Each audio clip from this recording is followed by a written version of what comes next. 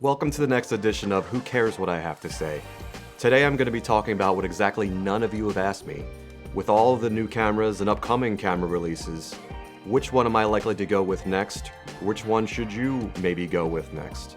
And since I need more views and I don't know what else to do, let's get right into it.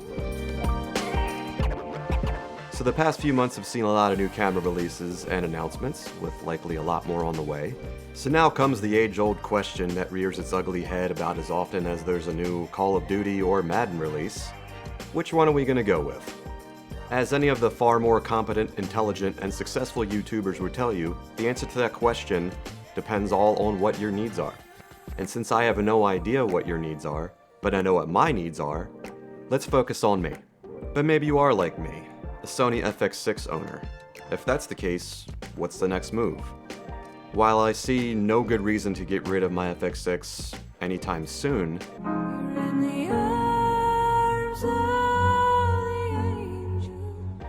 I do see good reason to upgrade my arsenal and compensate for some things maybe the Sony FX6 can't do as well as others, or as well as other cameras are claiming to do.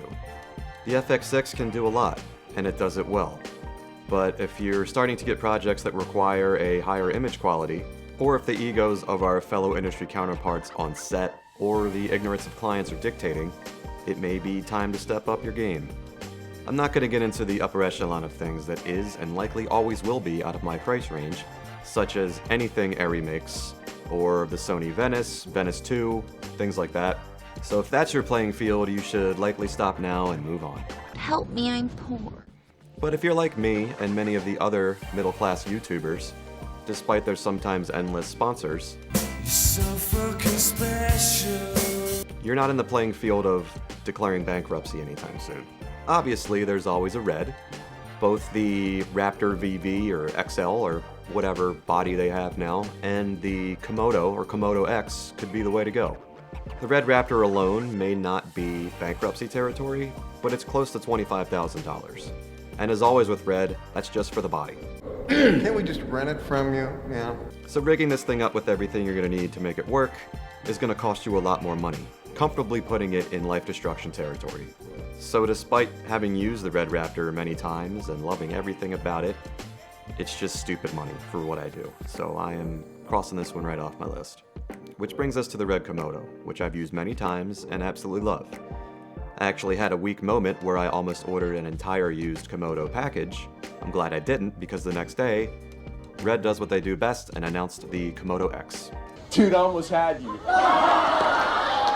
On paper, the Komodo X, or KX, sounds everything I want in a camera, with accessories of course. And at around $10,000 for the body, sounds reasonable for what it offers.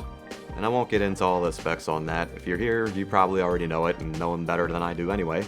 And if you're familiar with RED's image, nothing I'm going to say is going to sway you away from RED or toward RED. There's a very good reason the RED fanboys are as annoyingly loyal as they are. Do you trust me? With every cell in my body. The KX improves on the original Komodo in pretty much every way, especially ergonomics. But at $10,000, you're still just getting a body, so you're going to need a bunch of accessories to make it work, just like everything with RED. For me, after being spoiled with Sony's ridiculously awesome internal variable ND that's on the FX6, I can never go back. So an absolute must accessory for me if I was to go with the Komodo X would be RED's RF to PL variable ND mount, whatever it's called. And if you add that, you're adding another, I think it's like $3,500 to your 10K body. God damn it!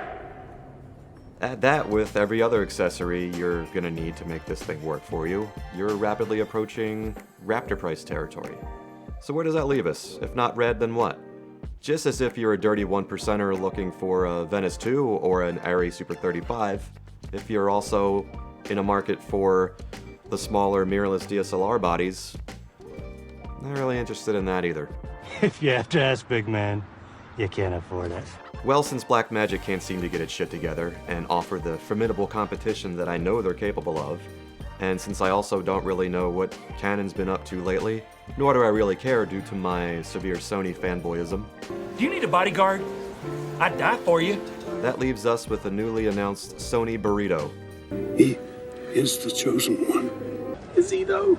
I know, at $25K, it's tickling the bankruptcy taint just like the Raptor, but it still could be a contender. On paper and on screen, as many of my other, more accomplished counterparts have shown, this camera looks like a dream. Gay. Blouses. And having already bought into the Sony ecosystem, and never being able to afford a Venice 2, it's a somewhat attainable dream. Yeah, I know, the price. I'll get to that. As always, there is no such thing as the perfect camera, nor will there ever be.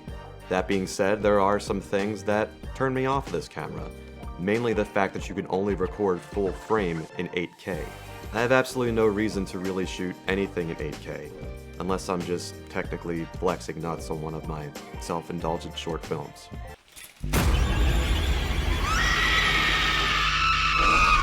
Kinda baffles me that Sony went with an 8K sensor over a 6K one or something like that, but with everything this camera does and is capable of, it's not really the end of the world, except maybe my storage. The introduction of Sony's top-notch autofocus inside of a cinebody of this caliber, combine that with IBIS, a native V-mount, on-body XLR, and the amazing internal variable ND, it's pretty batshit that this thing exists at all. Okay, on to the price.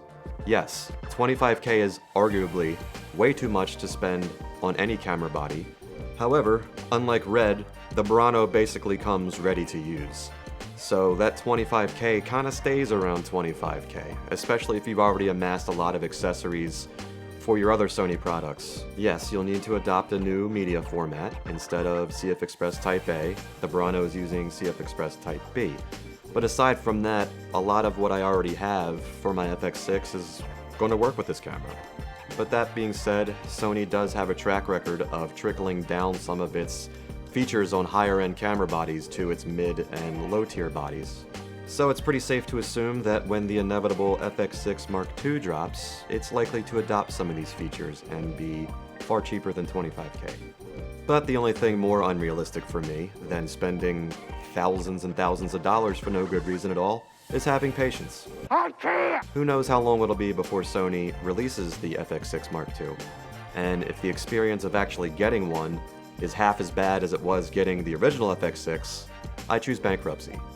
So in the end, as it currently stands, I'm somewhere in between joining the RED bandwagon like I said I never would, and getting a Komodo X. We must join with him, Gundam. Or possibly going with the Burano. I immediately regret this decision. Right now I'm slightly leaning more towards the Komodo X. Yeah, with all the accessories and media and things, its price tag is getting pretty high, but you know, if you can't beat them, join them. RED just, yeah, they're awesome, man. What are you gonna do? While there isn't much that the Komodo X or the Burano or any of these cameras can do that my FX6 can already, besides, you know, 6K, 8K, IBIS, all those awesome things that they do better. I have noticed, especially in the Baltimore, DC market, that even having a RED is gonna give you an upper leg with hiring producers and other DPs and shooters on sets. And clients that historically don't know their assholes from their elbows see a RED and lose their minds. Give me that. So whether actually warranted or not, having a RED is likely to get you some of these gigs. Gotcha, bitch. But also, hey, I don't know. I'd like the Burano too, but I can't really think of a realistic scenario where dropping $25K on a camera is remotely a good idea. But either way, until I start actually getting clients with higher end needs, I think I'm sticking with my FX6.